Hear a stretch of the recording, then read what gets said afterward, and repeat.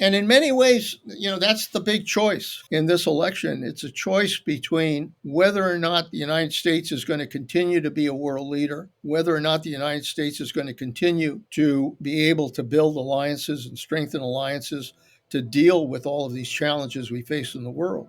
With the candidates coming down the home stretch, we're less than a week away from the conclusion of one of the most divisive and expensive presidential elections in U.S. history.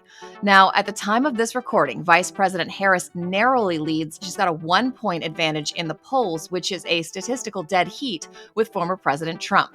And as the candidates crawl their way to the end of a very grueling campaign trail, it's now up to the voters to decide what they want the next 4 years, and even beyond, to look like.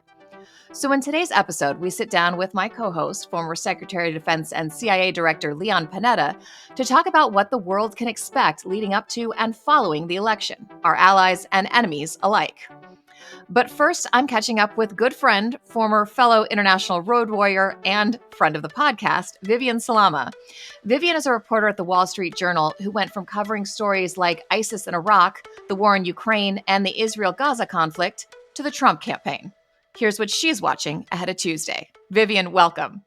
So in 6 days, in the next 6 days, what should people watching, not just in this country, but from overseas, expect to see? Can you kind of walk us through what's going to happen? And then on Tuesday, people will vote, but we most likely won't know who's president on Tuesday. So to be clear, for folks who don't follow sort of the day-to-day, especially folks overseas, voting is already very much underway in most states across the United States. You have mail-in ballots that had begun trickling in, and then early in-person voting has started in many states across the country. And so you are already getting a sense of how things are going just based on those early voting numbers that are coming in. That being said, there are still plenty of people who go to the polls on the election day Tuesday, as it were, and it takes time. Some precincts count their votes slower than others, and particularly in these critical swing states that we talk about all the time here in the United States, which basically will determine the outcome of this election. They tend to be very diligent about it, and especially after what happened in 2020 with all these claims of election fraud, calls for recounts and audits and things like that. There's a concerted effort this time around to be very careful about how those votes are tallied, and so nobody's rushing to the finish line here, and we may not know surely for several days after the elections. I mean, I'll tell you this much, Christina. Like, I'm going to be in Palm Beach with Donald Trump next week, and right now I'm booked to return on Friday. Maybe I'll come back earlier, but right now my flight is to come back on Friday because I assume that there will be a few days after Election Day where we still don't know. So just because people are early voting, in some states, whether that person is a Republican or whether that person is a Democrat. But to be clear, they're not publicizing those votes. You can't look up a county and see how many people have voted for each person at this point, right? It's pretty limited.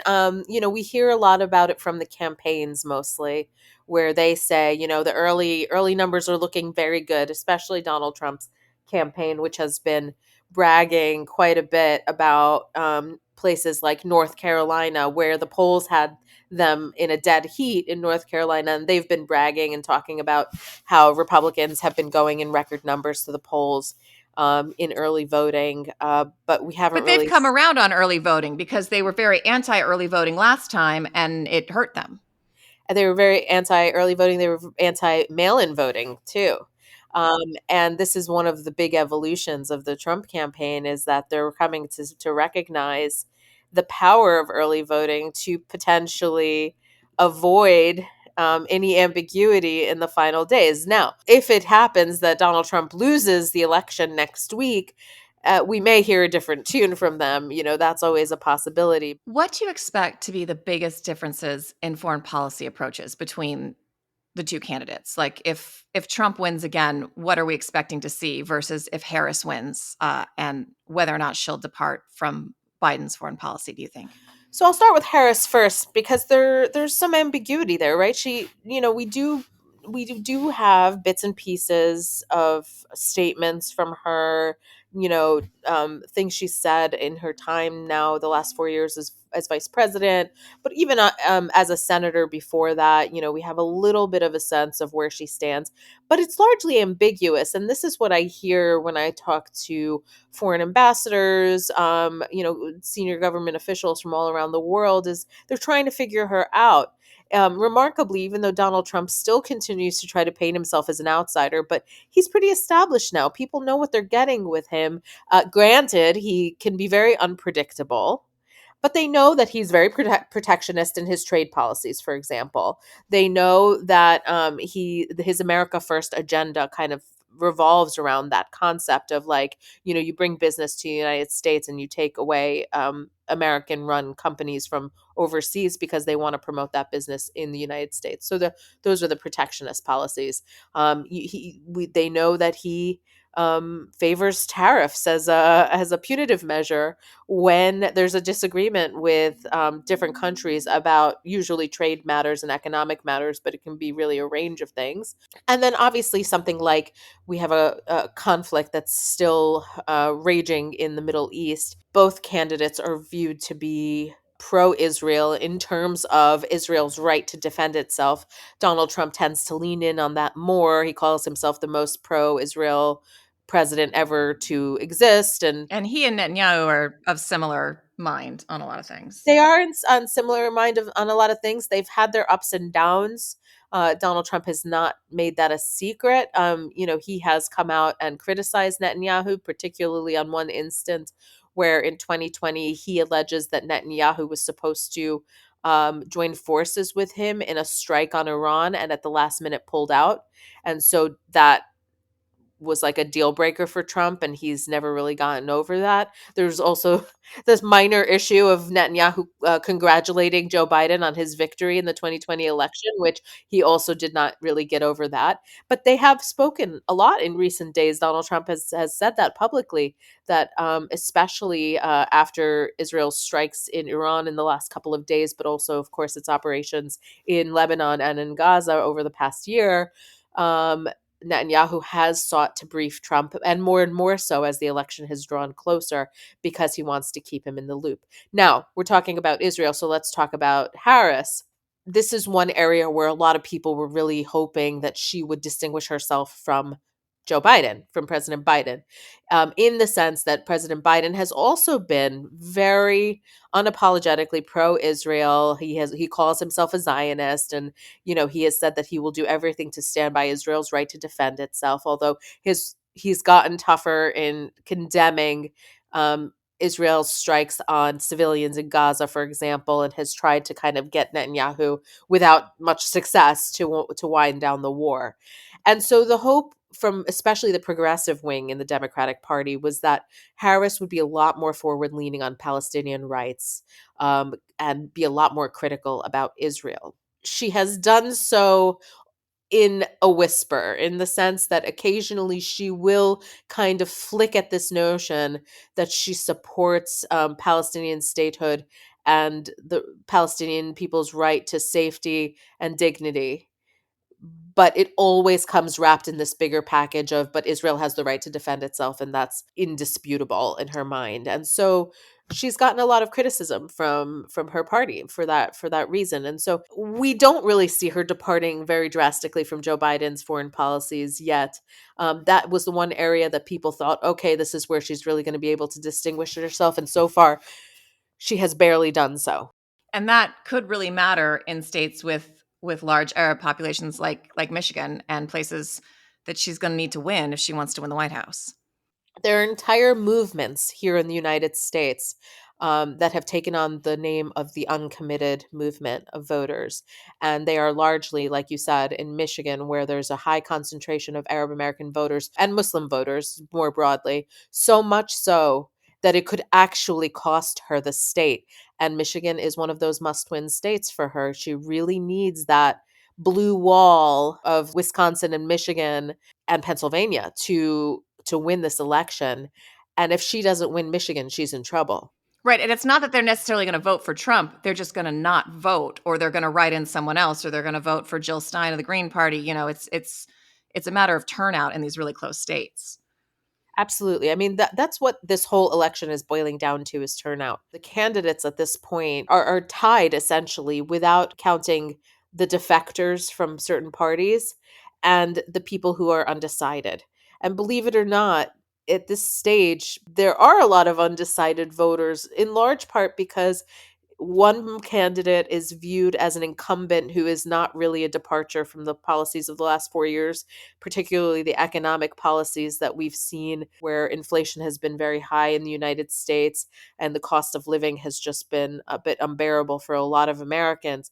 Why do you think it's still so close and there are so many undecideds? I mean, when I talk to people, I did a story in Bowling Green, Kentucky a couple months ago and ended up having multiple rounds of drinks with a table of lovely people, all of whom were voting for Trump. And they just said for them, it was all the economy. It was they can't afford their apartments, they can't afford health insurance. They remember, whether it's accurate or not, times being better under Trump, and they want life to be easier. Do you think that's the main driver, or do you think it's just he's just more of a character, more of an individual than she is? He's louder and she's quieter, and he just punches through more. It's funny. Donald Trump the other day made a comment in passing at some event that he said, we talk about the undecideds. I don't really believe that there are undecided voters, he said. And I sort of agree with him. I mean, it's not. I talk to a lot of people who call themselves undecided voters, and I don't really think that it really captures the proper nuance of what their situation is. It's not that they haven't decided, it's almost that they can't choose between the two. There are very few people on this planet, I'm not just talking about the United States, on the planet, who don't have a view of Donald Trump or an opinion about Donald Trump, because like you say, he's louder, more bombastic, and he's just out there more. People know who he is. They kind of know what he stands for. Even if you don't follow politics very closely, you kind of have an idea of what he's all about. And either you love him or you tolerate him or you hate him or you can't, whatever. There's someone with an Yeah, but opinion. love him or hate him, you do know what he's about. There's no ambiguity Know there, what he's right? about. And so for those people who hate him, who don't want to vote for him, they have one major option. They have a couple of others. Of course, we have third party candidates here in the United States, but they don't tend to draw a lot of support. I think those undecideds are just at this point torn. They do believe that they should vote, they want to vote. They're just not excited about the options that are in front of them. Whether or not they end up sitting it out or voting third party or just holding their breath and voting for one of these two candidates, that's really the big question going into election day. All right. I guess we'll find out on Tuesday. Vivian, thank you so much for taking the time. Great to talk to you, Christina. Let's pivot now to our conversation with former Secretary of Defense and former CIA Director Leon Panetta. We spoke a bit about what foreign policy changes we could see after the election. All right, Mr. Secretary, thank you for being back with us. Going into this, America is going to have a new leader in 5 days. Having been in multiple administrations, what would be your advice to the new president, no matter who it is? Obviously, as president, you want to establish relationships with leaders abroad, with our allies, to make sure that you're all on the same page in terms of trying to deal with the threats to security that are out there. And that'll be particularly true for this president, because we're dealing with an awful lot of flashpoints in the world, probably more than I've seen since World War II. And so there really should be a focus about how the president, as a world leader, will try to work with our key allies and alliances in order to deal with the autocrats who have basically put together their own axis now between Russia and China, Iran, North Korea. We really will face a very challenging world in the next 4 years. And that should be something that the president spends some time on as well. I'm a little surprised, given all the things you just mentioned about how dangerous the world is right now and how many different hotspots there are, how little we've heard about the foreign policy teams or objectives of both these individuals, both these administrations, whether it's the Harris team or the Trump team, where there's a couple names that have been floating around for the Harris team, Phil Gordon, Rahm Emanuel, who's a familiar face to anyone who covered Obama and is the current ambassador to Japan, and then some senators who've been allies of President Biden, including Mark Warner, Chris Murphy, Jack Reed. Any of these names stand out to you? Is there anyone in particular you think will be leading this team for Harris if she does win on Tuesday?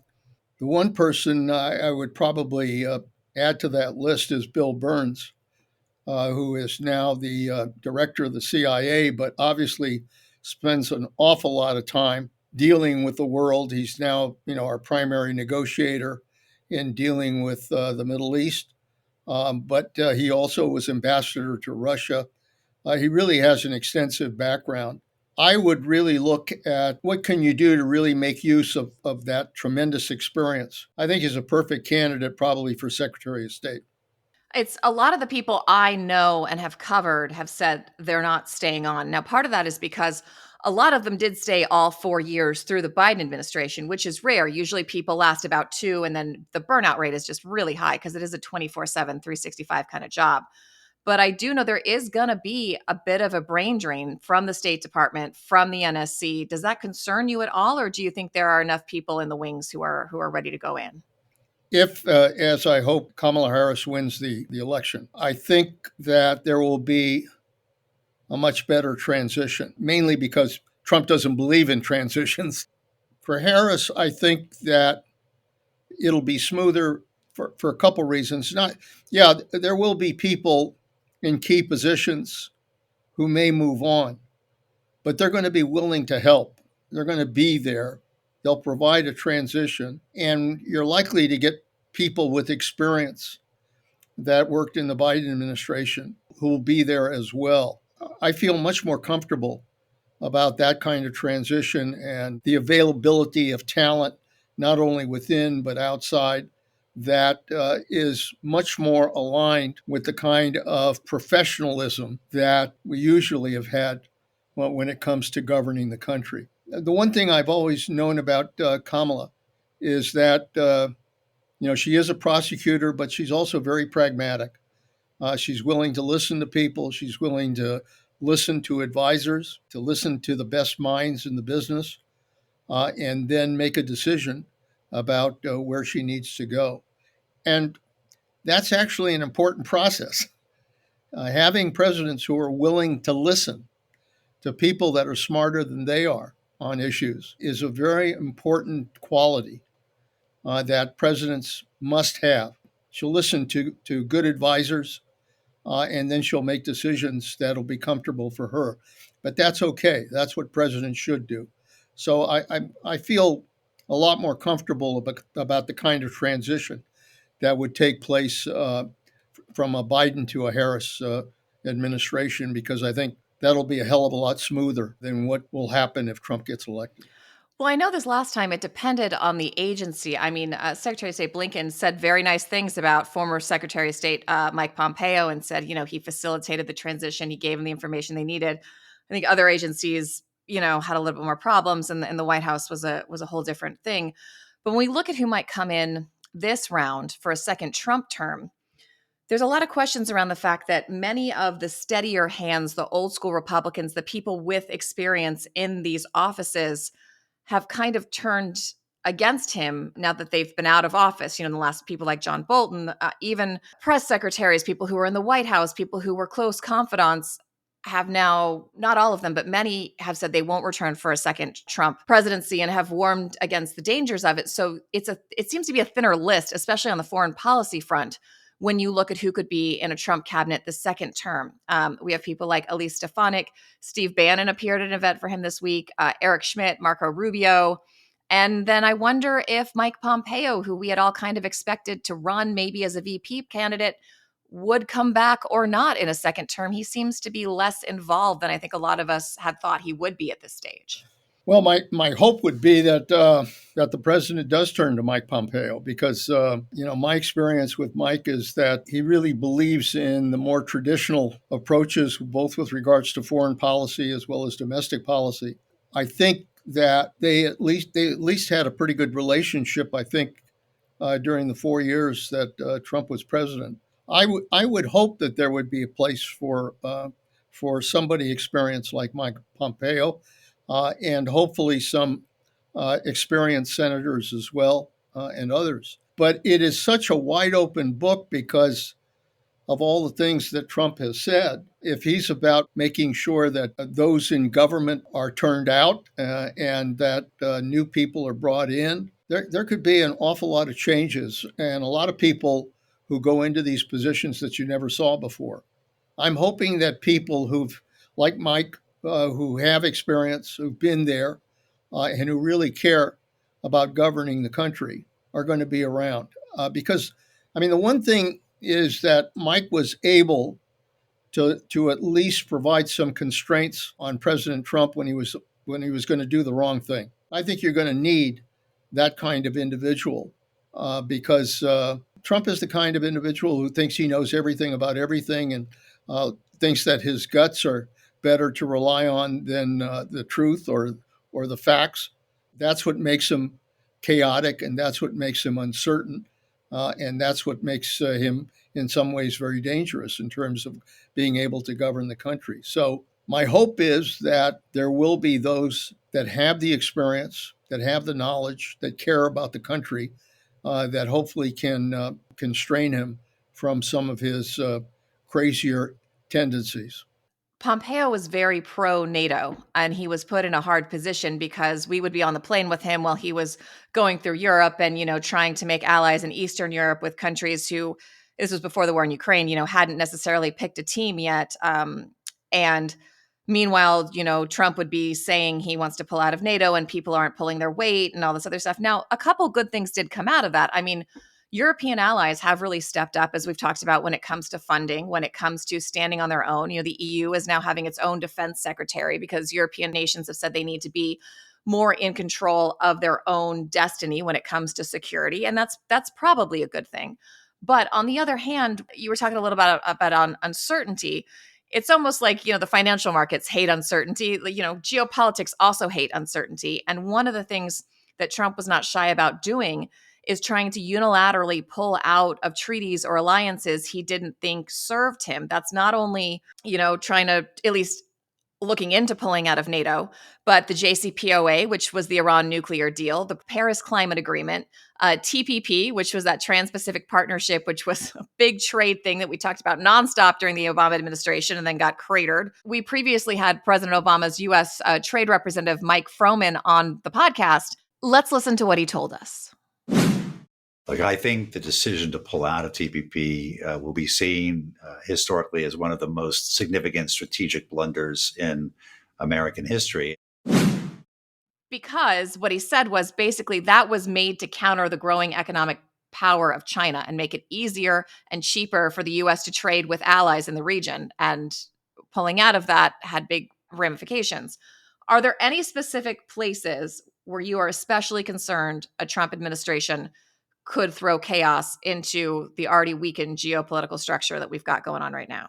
Obviously, what Joe Biden tried to do is to restore a lot of those relationships and to restore our leadership with regards to the climate change and put us back into the Paris Accords. If Trump wants to again go through this process of basically getting rid of everything that the prior administration did, he'll have his hands full, basically tearing up relationships and tearing up alliances in that process. I happen to think that probably the more dangerous thing is that Trump has kind of promised that somehow he can deal with all of these conflicts that face us in the world. You could probably do that if you're willing to basically cave in to your adversaries and do what they want you to do. And if Trump begins a process of appeasement where he's basically going to give Putin whatever he wants or give Xi whatever he wants or give Iran, he probably won't do it with Iran because he's made enemies with Iran. But if he basically caves in and makes it clear that the United States is essentially going to do whatever tyrants and autocrats want him to do, then it really is going to undermine the United States in terms of our position in the world, because not only our allies, but the rest of the world is going to look at the United States and come to the conclusion that the United States has absolutely no idea what its role should be in the world.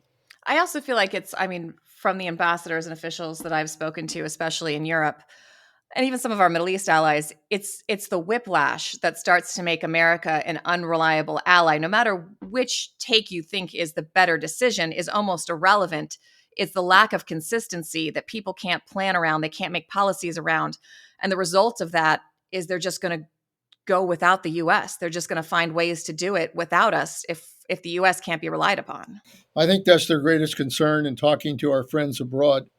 That's the one thing that really worries them, which is that having gone through 4 years of Trump, having survived 4 years of Trump, and then having gone back to a more traditional approach with Biden, where they felt very comfortable with the relationship with the United States. And should there now be a whiplash that brings us back to Trump basically being very unpredictable in terms of his approach, what that eventually does is, I mean, France and Macron have been he's commented a great deal about this, why Europe has to develop its own security alliance, why it has to take steps to protect NATO on their own without the United States. He's basically said Europe is going to have to deal with the problems that that are facing the world without the United States, without the United States being part of that. Those are hard words to say because, as I've said, since World War II, the United States has been a world leader in working with our allies, and every president, Republican and Democrat, has basically been a world leader and believed in our alliances, with the exception of Trump. But if Trump goes back to that, our allies and other countries are basically going to say the United States is really no longer a leader. And in many ways, that's the big choice in this election. It's a choice between whether or not the United States is going to continue to be a world leader, whether or not the United States is going to continue to be able to build alliances and strengthen alliances to deal with all of these challenges we face in the world, or whether we're just going to become totally isolationist, basically abandon our friendships. And you know what? I think what that means is that the United States will be a country in decline. And just like past empires have come to an end, I think the United States, in terms of our country, it'll begin to fade. So it's a fundamental choice between whether we are going to be an America that retains our position in the world in the 21st century, or whether we're going to be a country in decline. Do you think Trump will try once again to pull out of NATO? And is that possible now? Because Congress passed this thing basically saying you can't pull out of NATO without our approval, but it's really untested and it's not clear if Trump tried and he went up against Congress, where that would end up, where the votes would end up, what court it would, like, how would that even happen? Well, again, it's the real question is going to be whether our system of checks and balances is able to continue to survive in a new Trump administration. I think, I have to say that despite being tested in the last 4 years of the Trump administration, our system of checks and balances has overall pretty much survived. And I think it will again. Look, in the Congress, no matter who gets elected president, I think the Congress is probably going to be divided. I think the House has a good chance of being Democratic, but I also think the Senate might very well go Republican by a few votes. So it'll be still very close in the Congress, but close enough so that it could basically be a barrier to Trump trying to get some of the things done that he wants to do. Secondly, I think the courts are still in place, and I think that the press will continue to be in place as well. So I do believe our checks and balances will survive. I think there are Republicans as well as Democrats who do strongly support NATO and strongly support our alliances. At the same time, the one thing that Trump did that made sense was on the Abraham Accords, getting Arab nations to agree to recognize Israel and coming together So it's not totally crazy to think that, particularly if he feels it's fulfilling a political goal that he might have, that he might continue to try to do something like that. So there's enough unpredictability here that I think one way or the other will be able to survive. I did want to ask you, since we're talking about presidents and leadership, what was the best moment of leadership you've seen throughout your career, and what was the worst or most disappointing moment you've seen from a leader that you've worked with in your career? I was a chief of staff to Bill Clinton, and I can remember we talked about foreign policy. Mexico was going broke at one point during the Clinton administration. Bill Clinton made the decision that we could not allow Mexico to go into bankruptcy, that we had to do everything we could to help them. And actually sat down with Bob Dole and Newt Gingrich, who was speaker at that time, and said, we've got to provide money to Mexico to do that. And Dole and Gingrich both agreed that the president had to do that. But then they went up to the Hill and talked to their members. And I got a call from them at the White House, and they said, we just can't deliver the votes because most of our members don't want to provide money to Mexico. Both Democrats and Republicans were basically saying, we're not sure we'll be there to provide that. Bill Clinton, to his credit, said, we've got to do this. And he basically turned to me as chief of staff, and I turned to Bob Rubin, who was Secretary of the Treasury.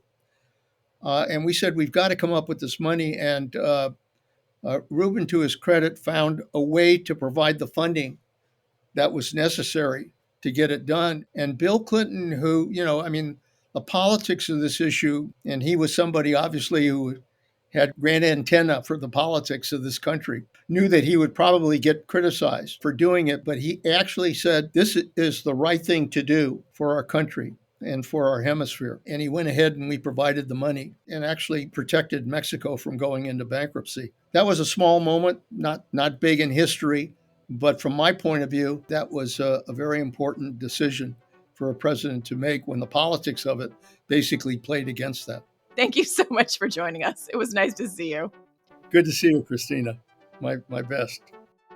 Thanks for listening to One Decision. If you enjoyed this conversation, check out a previous talk we had with National Security Advisor John Bolton, featuring our other co-host, former head of Britain's MI6, Sir Richard Dearlove. If Trump wins in November, I think American aid to Ukraine is very much in question. And I think the Ukrainians look at our calendar and say, this may be the moment to take the chance, the risk of this operation. We discuss potential challenges in the lead up to the election, the conflict in the Middle East, and more. And for other exclusive content, timely updates on crucial global events, and other meaningful conversations with thought leaders, be sure to check out onedecision.com. Thanks for listening, and come back next week for our analysis of election results and what the world sees as we all watch the returns.